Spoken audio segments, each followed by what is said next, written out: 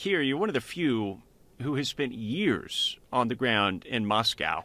What's it like? I think it's not the way that people might imagine, in the sense that we think of Russia at war, and it is, of course, but Russia is a huge country, 11 time zones, and Moscow is a long way away from the war. The truth is that in central Moscow, the most upscale part of Moscow, the restaurants are busy, it can be buzzing, and all of this doesn't sound like war reporting, does it? Moscow is a place that has been able to keep going, and at the same time, there have been the drone attacks, there have been assassinations, people have been impacted, and what Russians say, and they say it to the one pollster that we might be able to believe a little bit, and they say it quite often when I talk to Muscovites on the streets, what they say is, we want this war to be over, but not at any cost. We do not want to lose. You have interviewed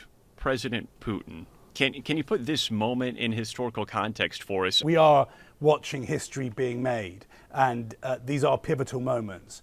But I would describe it like this too. There are different ways to view what's happening, and here's one of them. What we're seeing is a diplomatic war, and just like the war itself, the kinetic war in Ukraine, there are battles. So when President Putin met with President Trump on Friday, I think you could justifiably describe that as a battle that President Putin won. Now we have another battle, which is when European leaders and President Zelenskyy all kind of descend on the White House, on the Trump administration, and fight their fight together, unified. This is a helpful way to think about things because it kind of takes us away from saying, well, that's it, it's done now, one side has won.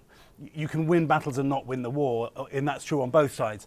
In terms of what happened on Friday and why that was a win for President Putin, it's clear that he did manage to shift President Trump from the stance he was taking on Air Force One on the way, where he was saying there needs to be a ceasefire and the ceasefire should happen, if not now, soon, and I'll be very unhappy if that doesn't happen, to when he then says over the weekend, okay, actually, I now think we don't need to have a ceasefire, we should just try and get a peace deal. Now, clearly, President Putin has had influence, and that's another win for President Putin. I don't think that you can say that just because President Putin had some successes on Friday, that necessarily means the war will be a victory for him. What are Russians saying about Putin's most recent, what you're calling a kind of a victory at Friday's summit? Well, there are different Russians, of course, like there are in any country. One group of Russians who are very influential at this stage are the pro-war Russians.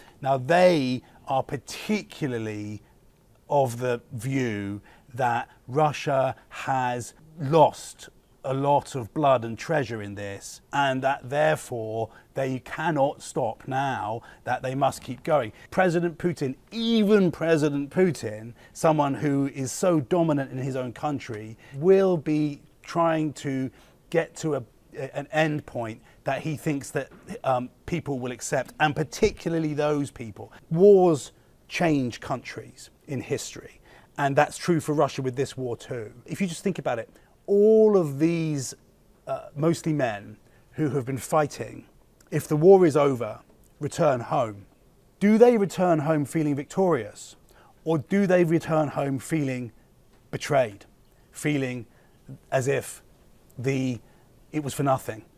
If it's the latter, if it's the second feeling, how secure do you think President Putin feels in the years to come? If there are fighters, war-hardened men mostly, across Russia who are dissatisfied and feel they gave everything and people they know died and that President Putin kind of just gave up on it. From a perspective of an autocrat like Putin, this is real and it's the kind of thing he's going to be concerned with. It is a factor. Now we have Zelenskyy in the White House joined by a variety of major European leaders. How concerned do you think Putin is about their additional presence today? He absolutely was of the view on Friday, as he walked out of that meeting, that there's a real chance that Europe, from his perspective, and Ukraine will come in and shift this. I've managed to do something here, and now they're going to sabotage it. Keir Simmons, always appreciate your time.